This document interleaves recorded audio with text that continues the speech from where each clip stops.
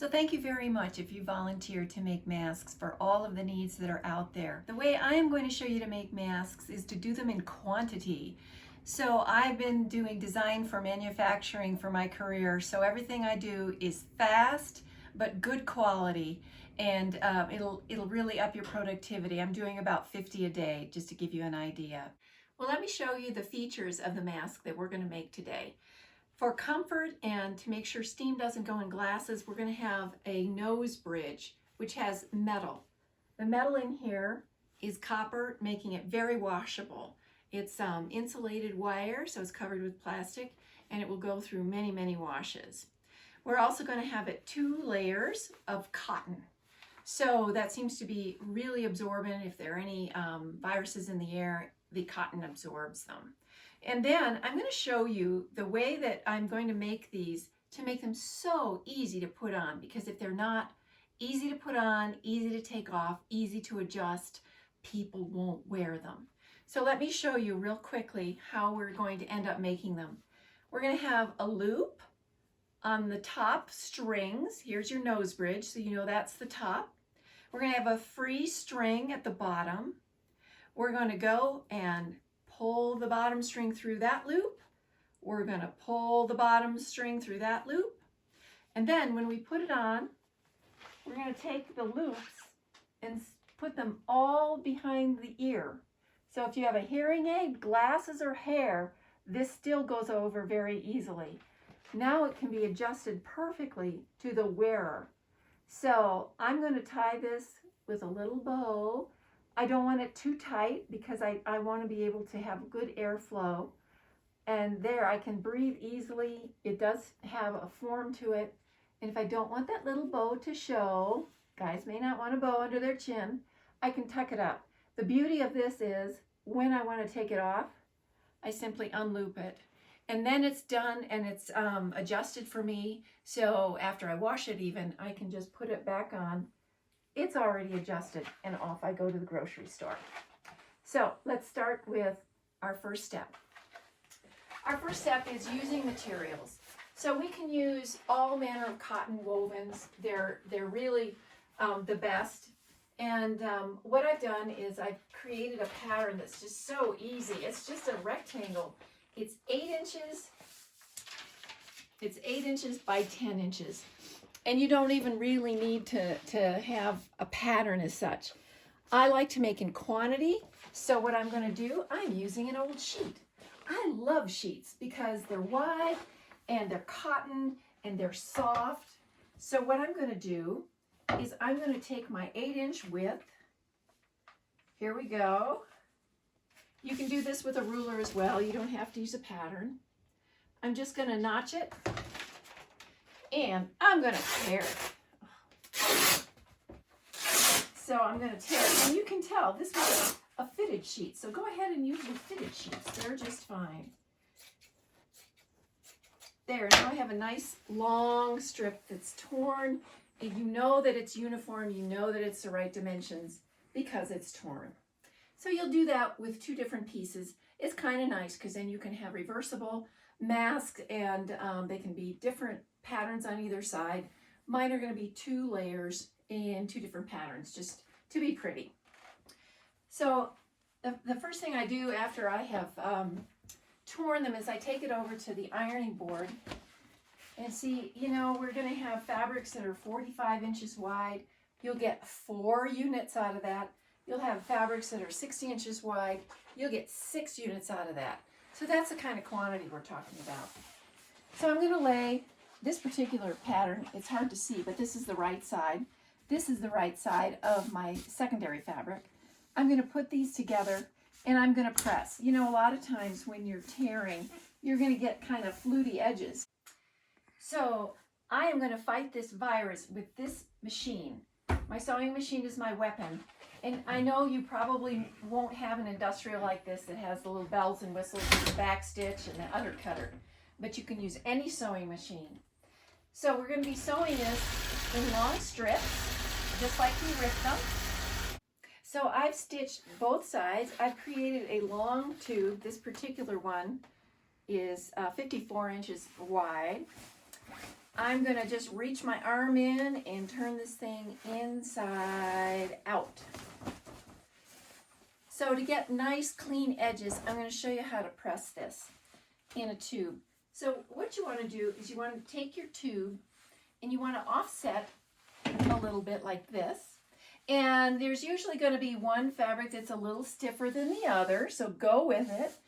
Let all of the seam allowances turn to one side and just press. And what this will do is this will create a really nice edge so that when you do want to press it flat, you won't have the edges kind of curled in. So after I've pressed all those edges up, I just flip it over and I press these edges up. After I have that done, all I have to do is shake it out a little bit. It'll naturally want to find a crease right on that seam line. So now you have a beautifully flattened 2-ply mask. So I've got it all pressed, and now what I want to do is I want to run a little channel, and this is going to be the channel for my nose pieces. So you can tell I'm doing it as a long tube. This particular one is going to be 3 at once. There, now I have 30 inches, and that's worth 3 different units. I'm going to use my pattern. You can do this by measurement or pattern, but I'm just going to cut. Okay, so now we're going to be putting in the little nose pieces. I have 18 gauge solid conductor copper that's got an insulation on it. This is so much better than using anything stranded, so look around for something that's solid conductor. Very flexible because it's copper, it's washable, and it will not rust. So it's far superior to, oh gosh, people are using paper clips or floral wire or even pipe cleaners. But this will wash and it won't rust because hopefully these will be used over and over and over again and washed many times. This is cut to 4 inches. It's not real precise, but between 3.5 and 4 inches works really well. So I'm going to slip this into the little channel that I just stitched. I'm going to center it with my fingers. I'm going to seal off the ends so that that's trapped in there. There's one, and you feel it. You don't want to stitch on it because that'll break a needle. I'm going to show you 2 different techniques for finishing this off. One is if you don't have a serger and you only have a single needle. This is how we'll finish off the edges. So get something very soft. A bias tape is great, especially a single fold bias tape. You could use a ribbon, you could use strips of fabric, just something that's going to be soft to make the casing. So I'm going to lay this on top. I want to make sure that I've got it long enough so that both sides have a little tail, both ends. And I will just stitch it. That's good. I'll just bring this over and I will be using ribbon ties. So I use either satin or grosgrain. You could also use twill tape. You know, a lot of the suppliers are running low because everyone in the United States is making masks right now. But any of these will work, something firm. I don't think that bias tape is the best because it's too stretchy and it's too bulky. So stick with something that's very firm, and I'll show you why.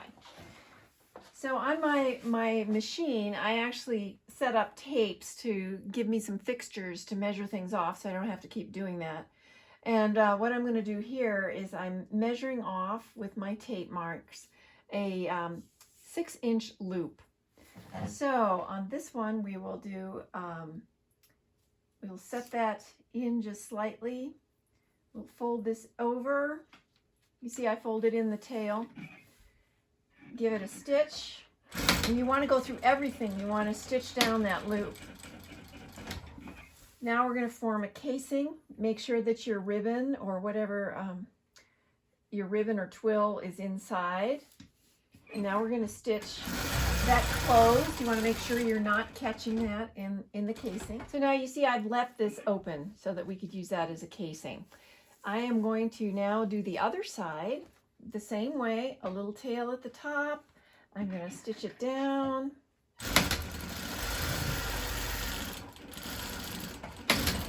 Leave a little tail at the bottom. I'll trim that. Come over to this side. I'll measure my ribbon loop. Fold it over. I really like grosgrain because it just folds so nicely. So I will put this, lay this in about 3/4 of an inch. Turn my tail down to clean finish it. Pull that over. Stitch my loop. And one thing I didn't mention is to identify the top, this is where your nose piece is. So that's where the loops go. The loops are formed at the top. All right. Now, because this is my second side, I can actually go ahead and finish this off. I can stitch to the end, pivot, and now I will pull that up. I have another tape mark here, which is where I pull up and pull to the tape mark. And again, I'm going to stitch through all thicknesses and give it a little reinforcement. Now I can actually do the other side as well. Go ahead and stitch through all thicknesses. And your mask is done. Now I'm going to show you how I would do this if I was going to use my serger. So come with me to my serger. Now, if you have a serger, it sure makes your life easier and it reduces a couple steps. So I'm going to just show you what I can do with my serger. I like to work in multiples. I like to just make a whole string of these.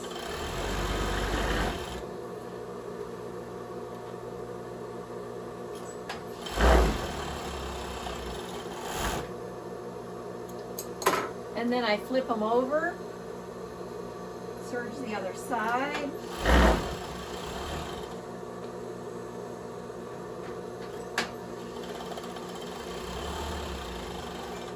This one's a little short. This was just sort of a goof up one, but I'll serge it anyway. You can do up to 20 of these in a string, and then all you have to do is come through and clip them apart. I'll use these two and I'm ready to go back to my single needle. So I have my serged mask over here. I'm going to use my fixture again, fold it over, align it. But this time all I have to do is fold over the fabric, double stitch, pivot, stitch all the way down, stitch my casing out of the fabric, pivot, and now I pull these up right away when I'm working on it. There we go.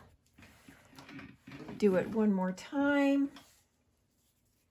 There we go. And again, just make sure that you're doing this at the top edge. The top edge is the one that has the nose piece in it. Stitch over the whole loop. Give yourself a pivot point. Bring it down. You see how much faster this is if you don't have to use the bias tape. Pull it up, back stitch it, and we are done. So thank you all for doing all of this hard work to keep all of us safe. Thank you.